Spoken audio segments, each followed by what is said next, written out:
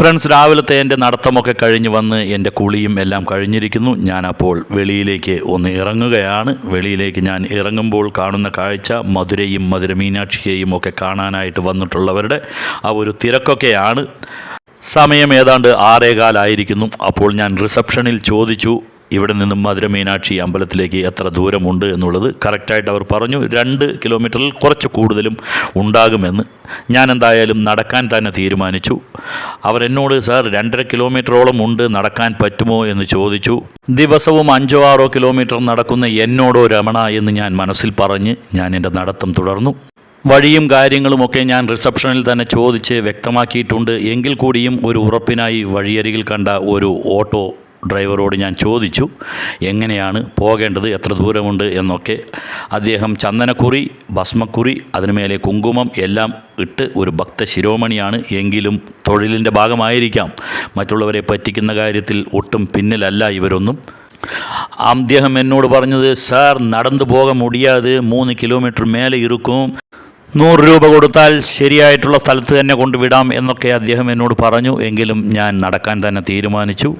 സമയം ഒരുപാടൊന്നും ആയിട്ടില്ലെങ്കിലും ഒരുവിധം നല്ല ട്രാഫിക് ഉണ്ട് റോഡിൽ. ഞാൻ നടക്കുന്നത് റോഡിൻ്റെ നടുവിലുള്ള ആ ഒരു ഡിവൈഡറിലൂടെയാണ്. പെട്ടെന്ന് എൻ്റെ കാല് എന്തിലോ തടഞ്ഞ് ഞാൻ വീഴാൻ പോയപ്പോഴാണ് ശ്രദ്ധിച്ചത് ആ ഡിവൈഡറിൽ മുഴുവൻ കമ്പികൾ അത് മുകളിലേക്ക് ഉന്തി നിൽക്കുന്നുണ്ട്. അതൊരു അപകടകരമായിട്ടുള്ള ഒരു സംഭവമായിട്ട് എനിക്ക് തോന്നി. കാരണം വഴിയാത്രക്കാർ പലരും അത് ശ്രദ്ധിക്കാതെ നടന്നു കഴിഞ്ഞാൽ അതിൽ തടഞ്ഞു വീഴാനും ഒക്കെ സാധ്യതയുണ്ട്. അത് കാലിൽ കുത്തിക്കയറാനും ഒക്കെ സാധ്യതയുണ്ട്. അതുകൊണ്ട് ഇതിലൂടെയൊക്കെ കാൽനടയായി യാത്ര ചെയ്യുന്നവരുണ്ടെങ്കിൽ അവർ ശ്രദ്ധിച്ച് മുന്നോട്ട് ഇല്ലെങ്കിൽ താഴോട്ടെല്ലാം നോക്കി നടക്കുക. ഇല്ലെങ്കിൽ തടഞ്ഞു വീഴാനും മറ്റും സാധ്യതകളുണ്ട്. വലിയ അപകടങ്ങളെല്ലാം ചിലപ്പോൾ സംഭവിച്ചേക്കാം. അതുകൊണ്ട് ശ്രദ്ധിക്കുക. ഇനി ഇവിടെ നിന്നും വഴി പല ഭാഗത്തേക്കായി തിരിയുന്നുണ്ട്.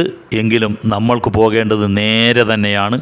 നമ്മൾക്ക് എവിടെയും തിരിയേണ്ടതില്ല, ഇടത്തോട്ടോ വലത്തോട്ടോ ഒന്നും തിരിയേണ്ടതില്ല. നമ്മൾക്ക് പോകേണ്ടത് നേരെ തന്നെയാണ്. അത് റിസപ്ഷനിൽ നിന്നും എനിക്ക് പറഞ്ഞു തന്നിട്ടുള്ളതാണ്. എവിടേക്കും തിരിയേണ്ട കാര്യമില്ല. നേരെ പോയി കഴിഞ്ഞാൽ മധുര മീനാക്ഷി ടെമ്പിളിൻ്റെ മുമ്പിൽ തന്നെയാണ് എത്തുക എന്നുള്ളത്. ഇവിടെ നമ്മൾ വലതുവശത്തായിട്ട് കാണുന്നതാണ് പെരിയാർ ബസ് സ്റ്റാൻഡ്. അപ്പോൾ പെരിയാർ ബസ് സ്റ്റാൻഡിലേക്ക് നമ്മളുടെ ആ താമസിച്ച സ്ഥലത്ത് നിന്നും ഒരു 700 മീറ്ററോളം കാണും. ഇനി ഇവിടെ നിന്നും കഷ്ടിച്ച് 1.5 കിലോമീറ്റർ കൂടെ മുമ്പിലേക്ക് നടന്നു കഴിഞ്ഞാൽ നമ്മൾ മധുര മീനാക്ഷി ടെമ്പിളിലേക്ക് എത്തും. കേരളത്തിൽ ഇപ്പോൾ നല്ല വർഷകാലമാണ്, നല്ല മഴയൊക്കെ പെയ്തിരിക്കുന്ന സമയമാണ്. എങ്കിൽ മധുരയിൽ അങ്ങനെയല്ല. മധുരയിൽ രാവിലെ തൊട്ടേ കുറച്ച് ഹ്യൂമിഡിറ്റി ഒക്കെ ഉണ്ടാകും. കുറേ ദൂരം നടക്കുമ്പോഴൊക്കെ കുറച്ച് വിയർപ്പ് അനുഭവപ്പെടും. കാരണം ചൂട് ഭയങ്കരമാണ് ഇവിടെ പകൽ സമയങ്ങളിലൊക്കെ. രാവിലെ നേരത്തെ ആയതുകൊണ്ടാണ് ഞാൻ ഇത്രയും ദൂരം നടന്നു പോകാൻ തീരുമാനിച്ചത്. അല്ലെങ്കിൽ നടക്കുക അസാധ്യമാണ്. കാരണം അത്രയും നല്ല ചുട്ടുപൊള്ളുന്ന വെയിൽ തന്നെയാണ് പകൽ സമയങ്ങളിലൊക്കെ ഇവിടെയുള്ളത്.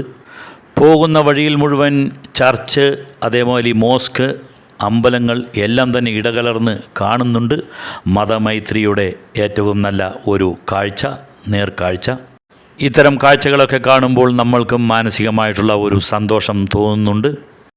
നേരെ പോയാൽ മതി മധുര മീനാക്ഷി ക്ഷേത്രത്തിൽ എത്താമെന്ന് പലരോടും ഞാൻ ചോദിച്ചപ്പോൾ പലരും പറഞ്ഞു തന്ന് ഉറപ്പിച്ചിട്ടുള്ള കാര്യമാണ്. എങ്കിൽ കൂടിയും 1-2 വഴികൾ അങ്ങോട്ടും ഇങ്ങോട്ടുമൊക്കെ പിരിഞ്ഞ് പോകുന്നത് കാണുമ്പോൾ ഏതാണ് സ്ട്രെയിറ്റ് റോഡ് എന്ന് പോലും അറിയാത്ത ഒരു അവസ്ഥയിലേക്കാണ് ഞാൻ എത്തിയത്. അപ്പോൾ എനിക്ക് പലവിടെയും ചോദിച്ചിട്ട് തന്നെ പിന്നെയും പോകേണ്ടി വന്നു.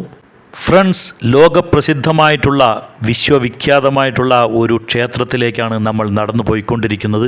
ആ നടന്നു പോകുന്ന റോഡിൻ്റെ ഇരുവശവും നമ്മൾ നോക്കിയാൽ മനസ്സിലാകും ഇത്രയും വൃത്തിഹീനമായിട്ടുള്ള ഒരു റോഡ്. എവിടെ നോക്കിയാലും പൊട്ടിപ്പൊളിഞ്ഞതും വെള്ളം നിറഞ്ഞതും ഭക്ഷണ അവശിഷ്ടങ്ങൾ വലിച്ചെറിഞ്ഞിട്ടുള്ളതുമായിട്ടുള്ള സംഭവങ്ങളൊക്കെയാണ് ഇവിടെയൊക്കെ കാണുന്നത്. മധുരയിൽ വന്നാൽ ഒരുപാട് വൈവിധ്യമാർന്ന ഭക്ഷണങ്ങൾ കിട്ടുന്ന, രുചികൾ അനുഭവിക്കാൻ പറ്റുന്ന ഒരിടമാണ് മധുരൈ എന്നാണ് കേട്ടിട്ടുള്ളത്. നല്ല രുചികരമായിട്ടുള്ള ഭക്ഷണങ്ങൾ. പക്ഷേ ഞാൻ ഒന്നോർത്തു, ഇത്തരം ഭക്ഷണപദാർത്ഥങ്ങൾ കിട്ടുന്ന കടയുടെ മുൻവശമെല്ലാം ഇതാണ് അവസ്ഥ. അപ്പോൾ എങ്ങനെയാണ് രുചികരമായിട്ട് ഇല്ലെങ്കിൽ ആസ്വദിച്ച് ആ ഭക്ഷണങ്ങൾ കഴിക്കാൻ പറ്റുക എന്നുള്ളത് കൂടെ ഞാൻ ചിന്തിച്ചു. അത്രയ്ക്കും വൃത്തിഹീനമാണ് ഈ കടയുടെ മുൻവശങ്ങളെല്ലാം തന്നെ. ലോകത്തിൻ്റെ പല കോണുകളിൽ നിന്നും പലരും വരുന്ന, പല സഞ്ചാരികളും വരുന്ന ഒരു ടൂറിസ്റ്റ് പ്ലേസാണ് മധുരൈ. മധുരയെയും അതേമാതിരി തന്നെ മധുരയിലെ വൈവിധ്യമാർന്ന ഭക്ഷണ രുചികൾ അറിയാനും മധുര മീനാക്ഷിയെ കാണുവാനും ഒക്കെ ലോകത്തിൻ്റെ പല ഭാഗങ്ങളിൽ നിന്നും പല വിദേശീയരും പല രാജ്യക്കാരും വരുന്ന ഒരിടമാണ് മധുരൈ എന്ന് പറയുന്നത്. ആ ഒരു സ്ഥലത്തിനെ ഇത്രത്തോളം വൃത്തികേടാക്കി ഇട്ടിരിക്കുന്നത് കാണുമ്പോൾ എന്തോ ഒരു വിഷമം. ഞാൻ മധുരയുടെ മറ്റു ഭാഗങ്ങളിലേക്കും ഒന്നും തന്നെ പോയിട്ടില്ല. ഞാൻ ആദ്യമായിട്ട് ഇപ്പോൾ പോകാൻ പോകുന്നത് ഈ ഒരു അമ്പലത്തിൻ്റെ, മധുര മീനാക്ഷി അമ്മൻ കോവിലിലേക്കാണ്. അപ്പോൾ ഈ ഒരു കോവിലിലേക്ക് പോകുന്ന ഈ ഒരു റോഡിൻ്റെ അവസ്ഥ ഇങ്ങനെയാണെങ്കിൽ മറ്റുള്ള റോഡുകൾ എങ്ങനെയായിരിക്കും എന്ന് എനിക്കൊരു ആശങ്ക. ഇവിടെയും വെള്ളം തളം കെട്ടിക്കിടക്കുന്ന ഒരു കാഴ്ചയാണ്. പിന്നീട് ഞാൻ കണ്ട കാഴ്ച എന്ന് പറയുന്നത് തീർത്തും അറപ്പുളവാക്കുന്നതാണ്. എന്ന് വെച്ച് കഴിഞ്ഞാൽ ഭക്ഷണം ബാക്കി വന്നതിനെ വലിച്ചെറിഞ്ഞിരിക്കുകയാണോ, ആരെങ്കിലും ഛർദ്ദിച്ചിരിക്കുന്നതാണോ എന്നൊന്നും അറിയാൻ കഴിയുന്നില്ല. ഇവിടെ ഇതാ അങ്ങനെയൊരു സംഭവം കാണുന്നുണ്ട്.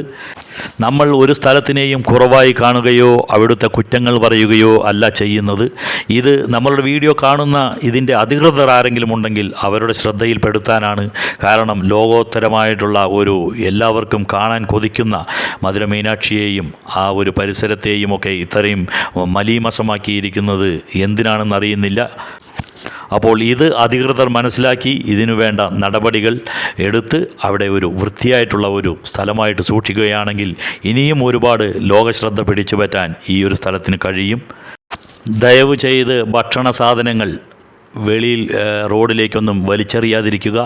ഇത്തരം കെട്ടുകളൊക്കെ ഉണ്ടെങ്കിൽ അതിനെയെല്ലാം വൃത്തിയാക്കുക. ഇത്തരം നടപടികളൊക്കെ എടുക്കുകയാണെന്നുണ്ടെങ്കിൽ വളരെ സുന്ദരമായിട്ടുള്ള ഒരു പ്രദേശമാണ് മധുരൈ. ഫ്രണ്ട്സ്, ഇപ്പോൾ ഏകദേശം 7 മണിയായിരിക്കുന്നു. ഇനിയും നമ്മൾക്ക് കുറച്ച് ദൂരം കൂടെ നടക്കാനുണ്ട്. ഇവിടേക്ക് വരുമ്പോൾ എനിക്കുണ്ടായിരുന്ന വേറൊരു ആഗ്രഹം ഇവിടുത്തെ ജിഗർദണ്ഡ. വളരെ കാലങ്ങളായിട്ട് നമ്മൾ കേട്ടുകൊണ്ടിരിക്കുന്നതാണ്. പല വ്ളോഗിലൂടെയും പല റീലിലൂടെയും ഒക്കെ മധുരയിൽ പോയാൽ ജിഗർദണ്ഡ കുടിക്കണം, അത് അനുഭവിച്ചറിയണം എന്നൊക്കെ. അപ്പോൾ ആ ഒരു ആഗ്രഹവുമുണ്ട്. അപ്പോൾ അത് 8 മണിക്ക് ശേഷമാണ് ആ കടകളൊക്കെ തുറക്കുക എന്നാണ് അറിയാൻ കഴിഞ്ഞത്. ഫ്രണ്ട്സ്, ഇത്ര നേരം നമ്മൾ കണ്ട റോഡല്ല ഇപ്പോൾ നമ്മൾക്ക് കാണാൻ കിട്ടുന്നത്. അമ്പലത്തിലേക്ക് എനിക്ക് ഏതാനും 100-300 മീറ്റർ മാത്രമേ ഉള്ളൂ. ഇപ്പോൾ അതിവൃത്തിയായിട്ടുള്ള റോഡുകളൊക്കെയാണ് നമ്മൾ കാണുന്നത്. അപ്പോൾ അമ്പലത്തിൻ്റെ ആ പരിസരമൊക്കെ അവർ വൃത്തിയാക്കി വെച്ചിട്ടുണ്ട് എന്ന് വേണം കരുതാൻ. കാരണം ഇപ്പോൾ നല്ല നീറ്റ് ആൻഡ് ക്ലീനാണ്. വെള്ളക്കെട്ടുകളില്ല. ഭക്ഷണ പദാർത്ഥങ്ങളുടെ അവശിഷ്ടങ്ങൾ റോഡിൽ വലിച്ചെറിഞ്ഞതായി കാണുന്നില്ല. ഇങ്ങനത്തെ അപ്പോൾ ഇത് എന്തുകൊണ്ട് മറ്റുള്ള റോഡുകളിലും കൂടെ ഇവർക്ക് ചെയ്തുകൂടാ എന്നുള്ളത് പിന്നെയും ഒരു സംശയമാണ്. അപ്പോൾ എല്ലാ സ്ഥലവും ഇത്രയും വൃത്തിയായി സൂക്ഷിച്ചാൽ എന്ത് മനോഹരമായിരിക്കും മധുരൈ എന്നുള്ള ഈ ഒരു നഗരം. ഞാൻ തീരുമാനിച്ചിരിക്കുന്നത് അമ്പല ദർശനം കഴിഞ്ഞ് വെളിയിലേക്ക് വന്നതിന് ശേഷം ഒരു ജിഗർദണ്ഡ കുടിക്കാം എന്നുള്ളതാണ്. ആദ്യം അമ്പല ദർശനമാണ്. ഞാൻ പോകുന്നത് ഇപ്പോൾ അമ്പലത്തിൻ്റെ വഴി ആയതുകൊണ്ടാണ് ഞാൻ ഈ വഴിയെക്കുറിച്ച് പറഞ്ഞത്. ഞാൻ നേരത്തെ പറഞ്ഞു മധുരയുടെ മറ്റു ഭാഗങ്ങൾ ഞാൻ കണ്ടിട്ടില്ല, അവിടം എങ്ങനെയുള്ളതാണ് എന്നും എനിക്ക് അറിയില്ല. അപ്പോൾ കണ്ട കാര്യങ്ങളാണ് നമ്മൾ പറയുന്നത്. ചിലപ്പോൾ ഇതിനേക്കാളും വൃത്തിയുള്ള സ്ഥലങ്ങളായിരിക്കാം മറ്റ് ഉള്ള സ്ഥലങ്ങളെല്ലാം തന്നെ.